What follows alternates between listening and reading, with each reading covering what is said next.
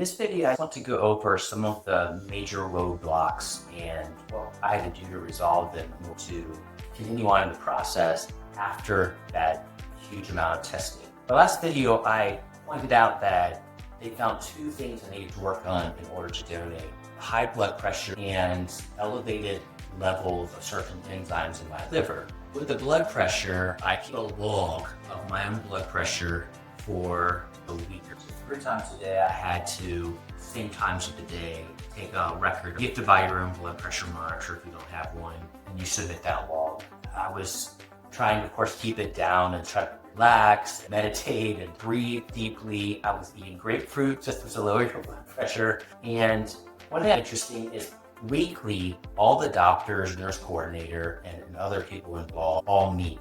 There's a committee, and they go over your profile, they go over how things are going, and then they make the decisions of what needs to go next or whether or not you're going to do it again. Your nurse coordinator always lets you know what they talked about. So I submit this, and she tells me now what they want you to do is a full 24-hour blood pressure monitoring. So they sent me this device that you wear, and every 20 minutes throughout the day and night, you hear a beep, and you want to quickly get to a chair, calm and relax yourself.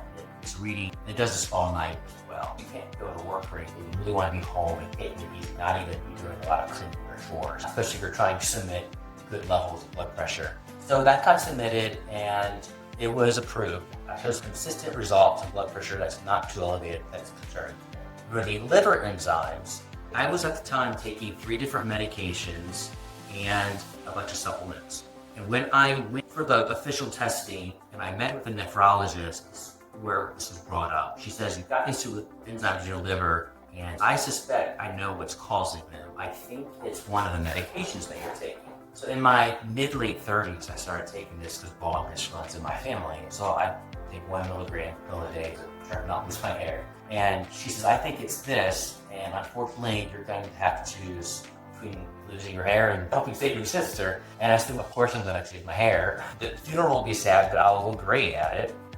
But I said, of course, if I have to, I'll quit taking this pill. And when the testing was over, the nurse coordinator calls me up and says, the committee recommends that you quit taking everything unless it's actually necessary. So you contact your regular doctor. And once you do that, wait 2 weeks for everything's out of your system. And then we need to see consistent results from that liver enzymes down. Otherwise, you can donate. On my own, I did some research.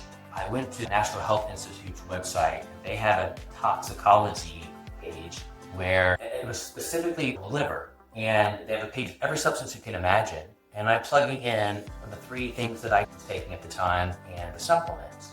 And they categorize them from A to E, hepatologic toxic, all the way down to E, there's no known toxicity to your liver. And the finasteride was ranked at a D. Some of the supplements I was taking were ranked at B, so much higher. One of the other medications I was taking, I was actually tapering off of already, and it was ranked as an A. I'm thinking it was probably that one. So I tell my nurse coordinator this. I say, can I do an experiment where I go ahead, as soon as I can get off of the one, I say, hey, can I test this out and see if it makes a difference? She takes it to the committee, and the committee says, we really recommend that you quit taking everything you can. And I said, I really don't want to lose my hair if I don't have to, so I'm going to try this. And we had time. We had 3 months before the surgery would be anyway.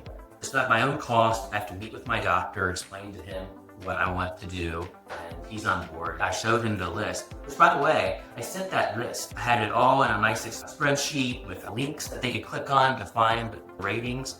I take that list to my doctor, my primary care, and he says, yeah, it makes sense to me. And of course, I discussed with him, I understand that their priority is not really to discover what's causing liver enzyme issue. It's to just have it not be there so that I can do the surgery. But I'm motivated to see what it actually is. And he goes, yeah, let's do this. So I tapered off with the one medication that was the A and kept everything else the same. I was still taking all the supplements. I was trying to have a control in the experiment. And as soon as I was off of the one medicine that I suspected, that 2 weeks later, I got a blood test. And I had to pay for these myself. Got a blood test, comes back the liver enzymes are normal levels. I think it's for this. 2 more weeks in a row, blood test, liver enzyme is not an issue.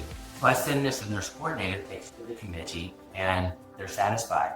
They say, okay, well, as long as you can stay off of the medication, we're good to go. So those 2 issues were resolved. Okay, great news, right? Well, there were a couple of other things. One happened right before the actual testing. You keep in contact consistently with the nurse coordinator, and she's constantly asking me, how's your health doing? Changes. And at one point I said, I had no idea if this is relevant at all, but I'm trying to be honest, it's supposed to to you. I'm having a lot of pain in my left thumb that is really painful, and it's keeping me up at night, and I'm actually going to be going to my doctor.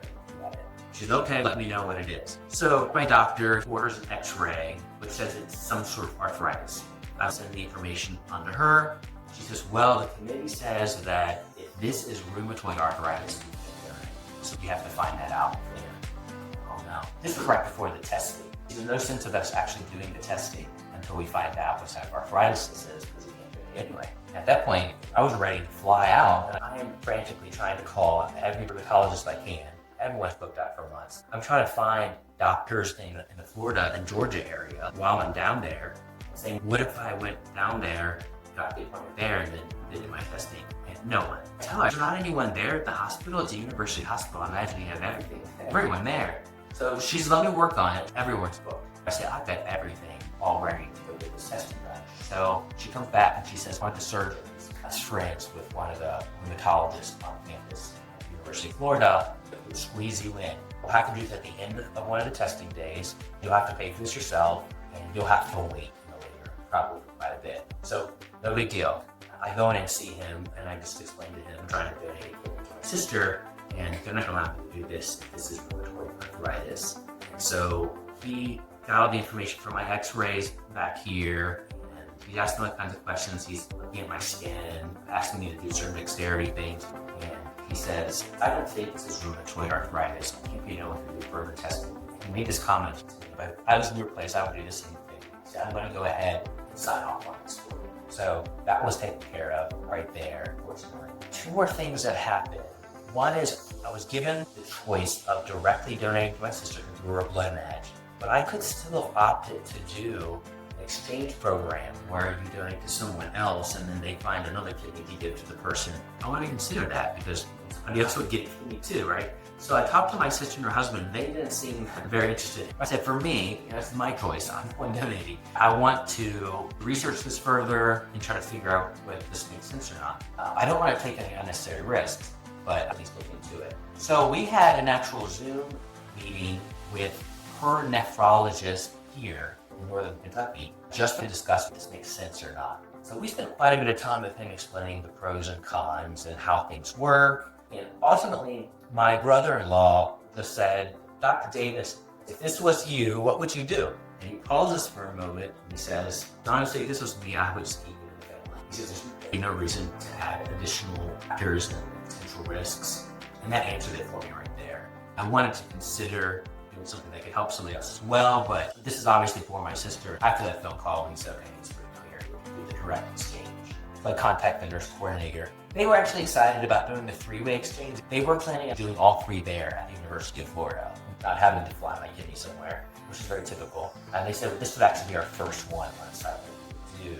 And we were a bit excited about that, but she says, we're just going to move right on from here. Don't feel good or bad about it. It just, that's the fact we want to do, and we're going to respect that and move on. There was no pressure at all to do the three-way, and I think they were looking forward to it. So that was the fourth thing. And then one other big thing that happened right before I was about to fly to go do the surgery. I get a call from my surgeon, and he says, I've got some concerning news. I did not realize that you and the recipient are siblings. And I said, oh yeah, that's my sister. The reason why she needs a kidney transplant is she has a genetic disorder. You have to do a lot of genetic testing to make sure you don't also have the same condition. And if you do, it may not be presenting itself now, obviously, but something like a surgery or particularly a kidney donation might likely trigger this in you. He says, I wouldn't feel comfortable putting you in that position where then you need a kidney. And I said, okay, I can understand that. I said, well, what kind of genetic testing can we do? He said, well, we have to do extensive genetic testing. It could take quite a bit. So we have to put all this on hold. The thing I'm concerned about is we might do all this genetic testing and still not find anything, but you might still have it. If we don't find something, I would be comfortable going forward with it, but you would have to understand that you might still have this genetic disorder, even if you may not find it. So before we cancel everything, can you have a conversation with her specialist? She has a doctor who specializes in this genetic disorder, who she's been working with for years. Can you talk to her and see what would make the most 100%.